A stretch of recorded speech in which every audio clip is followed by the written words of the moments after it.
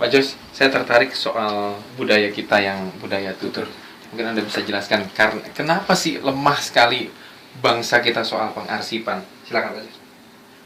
Iya, bangsa kita ini memang lemah dalam pengarsipan.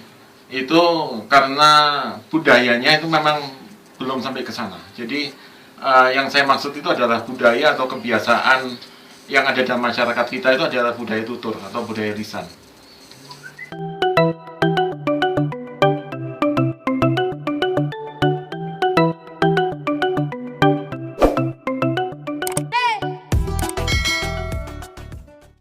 Mungkin sedikit bercerita tentang bagaimana Surabaya Tempo dulu itu berdiri. Jadi saya menjelaskan secara singkat. Ini mungkin cerita ini mungkin nanti akan mungkin ada, kalau mungkin ada salahnya mungkin akan direvisi oleh teman saya, mungkin yang lain. Jadi pada awalnya itu adalah seorang warga Surabaya yang kebetulan dia bekerja di Australia bernama Mas Bambang Irawan. Mas Bambang Irawan ini sangat concern terhadap sejarah kota Surabaya.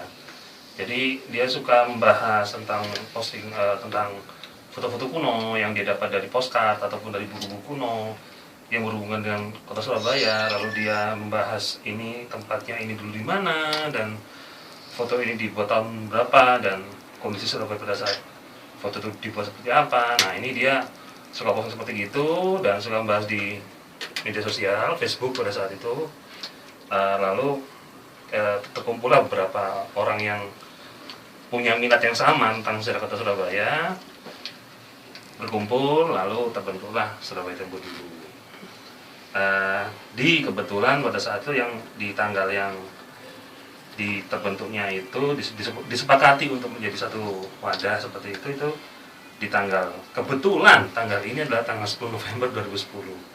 Kebetulan sekali bertepatan dengan Hari Pahlawan yang merupakan hari yang sangat khusus ya bagi orang Surabaya, karena bertepatan dengan puncak dari pertempuran Surabaya di tahun 1945 dulu. Lalu wadah ini dinamakan Surabaya Tempo dulu dengan tulisan Surabaya Tempo dulu dalam ejaan masa kini. Maksudnya adalah kita ingin membicarakan tentang sejarah, membahas tentang sejarah dalam konteks kekinian seperti itu. Jadi sejarah itu nggak pernah usang seperti itu. Segala hal yang berbau di masa lalu berhubungan dengan sejarah yang penting bagi kebudayaan, bagi peradaban manusia, selalu tetap bisa diaktualisasikan dalam keadaan masa kini gitu. Jadi Surabaya Tempo dulu ini sebetulnya tempat untuk saling sharing ya, dan belajar sejarah, sastra, budaya Surabaya dan sekitarnya juga. Jadi karena Surabaya itu pernah meliputi luas sekali wilayah pemerintahannya, bahkan sampai Gresik dan Bangil juga sempat masuk Surabaya, termasuk Sidoarjo. Jadi ini tempat untuk saling sharing tentang belajar sejarah, sastra, budaya seperti itu. Jadi sharing. Jadi di Surabaya Tempo dulu nggak ada ceritanya mana yang paling pandai, mana yang paling nggak pandai, tapi kita semua sama, kita semua saling belajar seperti itu. Dan keunikan dari Surabaya Tempo dulu adalah kita ini sekumpulan orang awam, bukan nyaris nggak ada yang sejarawan seperti itu. Tapi kita suka semua dengan sejarah. Kita semua ini hobi dengan membahas tentang sejarah, meriset sejarah seperti itu. Dan kita memposisikan diri ya sebagai jembatan antara sejarah dengan masyarakat awam di masa sekarang seperti itu. Itu yang ingin kita jembatani sebetulnya dari Surabaya Tempo dulu ini. Latar belakangnya apa sih Mas? Akhirnya dibentuk wadah pada bulan 10 tanggal 10 2010. Karena kok banyak sekali yang berminat terhadap sejarah kota Surabaya, maka itu kita berpikir untuk kalau sekedar berbicara aja ya, gimana kalau kita membuat forum diskusi bersama gitu di media sosial, di Facebook, yang sampai sekarang kita masih menggunakan media sosial ini gitu kondisinya. Itu jadi agar nanti ada wadahnya. Jadi lebih enak untuk sharingnya seperti itu daripada nanti kalau kita di per postingan itu kan kurang terlalu terlalu terpecah-pecah. Jadi dibuat saja wadah sekalian gitu yang bernama Surabaya Tempo Dulu ini gitu. Gitu. Kalau Mas Firman sendiri sudah mulai gabung di Surabaya Tempo Dulu mulai kapan? Saya pertama kali gabung tahun 2011 tahun ya, Januari. Waktu itu ada pemutaran film tentang Jalan Raya Dandels, dan di situ yang memutar adalah teman-teman Surabaya Tempo Dulu di satu perpustakaan namanya C2O, dan saya heran nih kok anak-anak ini kok membuat pemutaran film dan filmnya cukup berbobot, lalu ada pembahasan sejarahnya. Nah, saya tertarik dan akhirnya saya mulai gabung di Facebooknya, kondisi seperti itu, dan sampai sekarang saya cukup ya lumayan aktif lah di Facebooknya itu.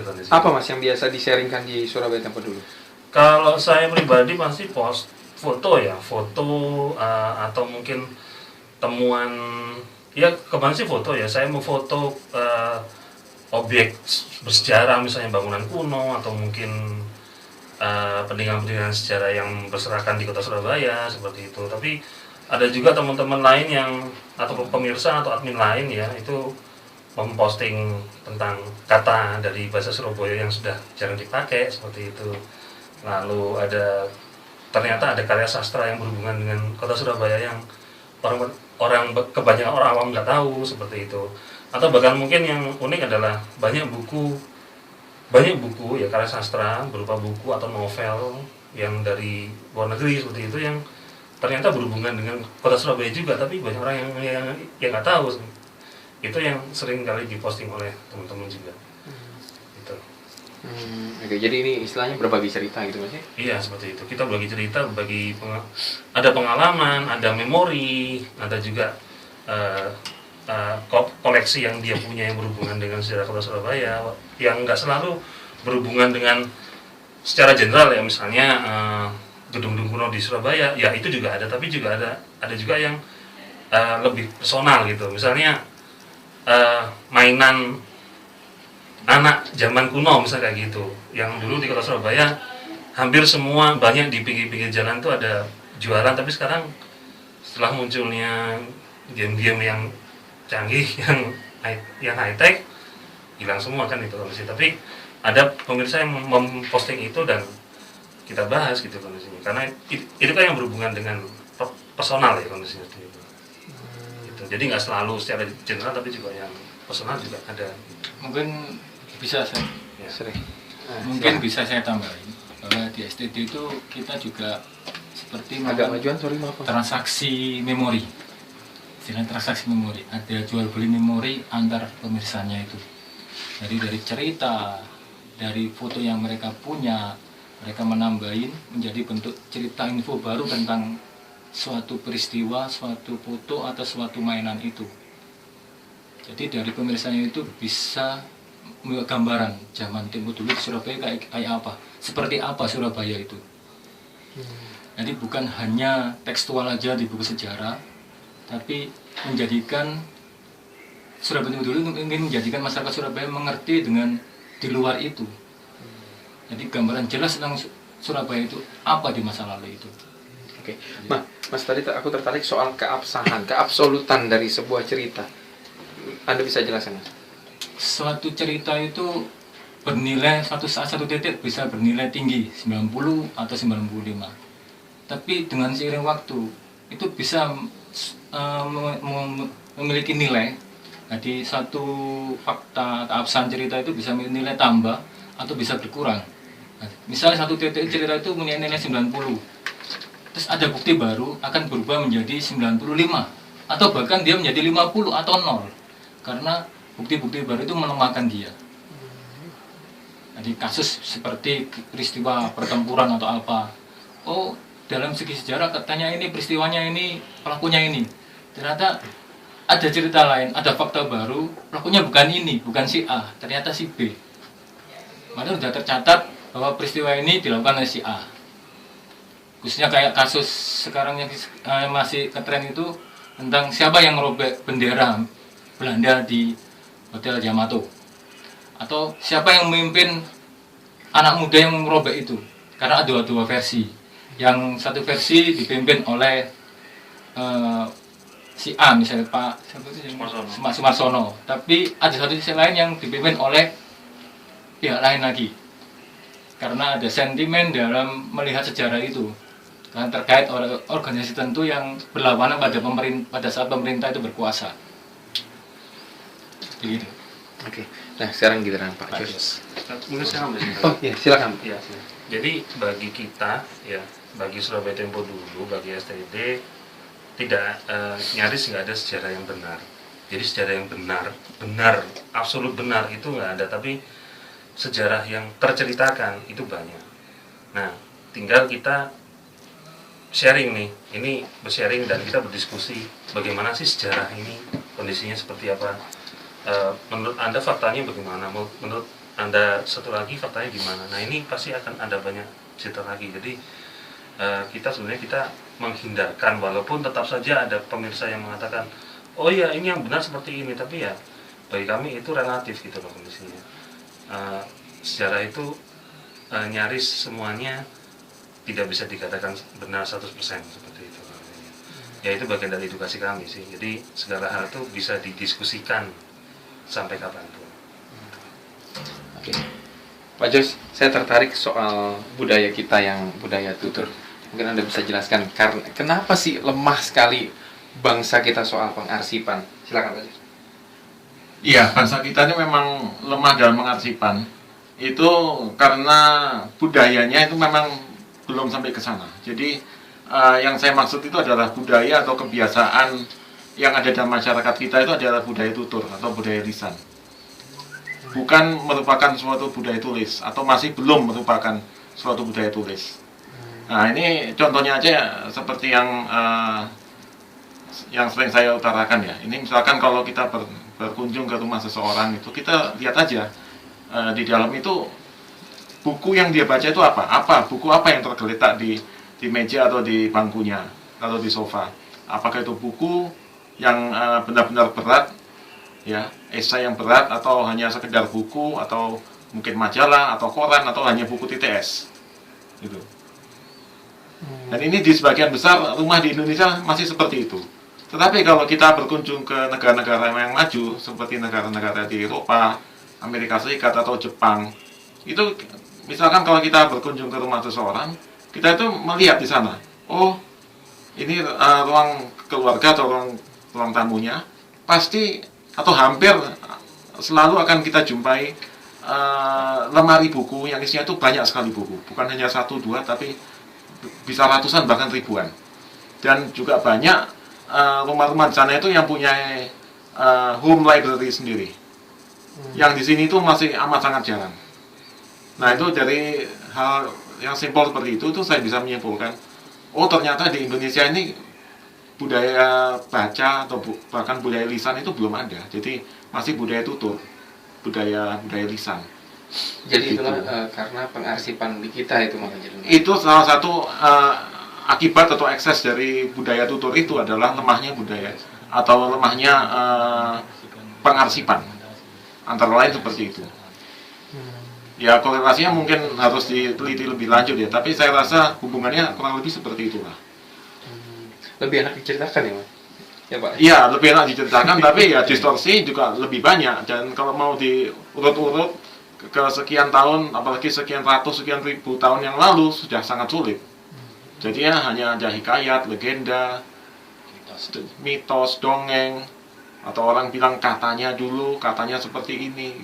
Tapi kalau mau diurut lagi, ya gimana ya? Ya sulit lah. Ya misalkan aja contohnya itu Surabaya, ya, kata Surabaya sendiri. Ini dulu sebagian besar orang bilang, oh itu pertempuran antara hiu dengan buaya. Tapi itu semacam legend atau urban legend yang populer di Surabaya, folklore begitu. Dan orang itu sendiri masih banyak yang mengira, oh Surabaya itu singkatan atau gabungan dari kata Sura dan buaya. Padahal sebetulnya yang betul adalah Surabaya adalah Suro ing Boyo. Jadi keberanian dalam menghadapi bahaya.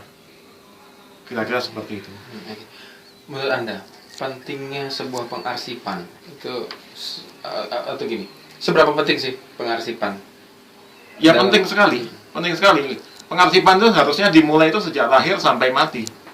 Jadi sejak lahir tuh misalkan kita itu diarsip oleh rumah sakit atau oleh misalkan di puskesmas kita lahir, itu ada arsipnya untuk mengurus kartu kelahiran, akte kelahiran, begitu. Rapor di sekolah itu juga arsip. Oh, nilai kita sekian sekian. Kita menikah, kita punya KTP, ada datanya. Bahkan sampai meninggal pun harusnya ada akta kematian. Nah kalau kita sendiri itu individual aja harus ada aktenya, apalagi hal-hal yang besar, misalkan hal-hal yang berkaitan dengan kota atau apapun lah itu. Ya harusnya ya ada. Tetapi kita ini memang sangat lemah. Oke. Lalu misalkan zaman Belanda dulu itu kan banyak juga, misalkan karena perang, kemudian pergantian kekuasaan dari Belanda ke Indonesia itu kan kacau balau, sangat kacau balau.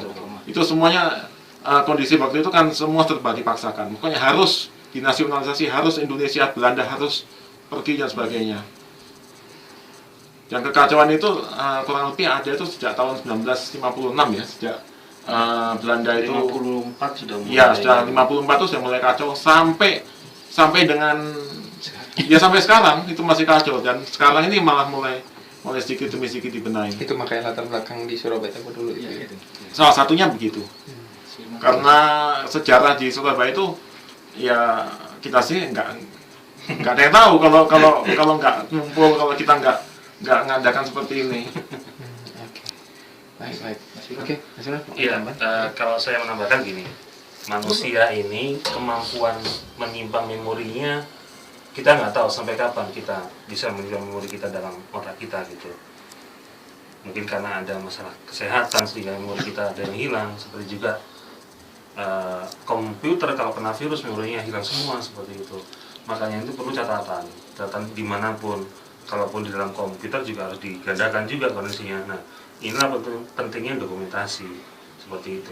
Itu yang membuat kenapa kalau sekarang Surabaya Tempo dulu punya tim dokumentasi juga, tim tersendiri yang gunanya untuk mendokumentasi postingan, segala macam postingan yang ada di Facebook kita. Itu adalah untuk seperti itu. Karena kita nggak tahu ini kalau kita simpan dimanapun, kalau misalnya ada sesuatu yang negatif, yang kurang enak, lalu hilang, nah kan rugi juga kita kondisinya. Iya. Karena itulah pentingnya dokumentasi seperti itu gitu. Jadi ya agar kita tahu catatan-catatan yang ada, walaupun seperti yang saya bilang tadi tidak semuanya mungkin benar, tapi itu bisa menjadi bahan atau data untuk istilahnya apa ya, bahasa Inggrisnya meng-cross check ini kesahihan dari data sejarah ini gitu. Oke. Pentingnya seperti itu.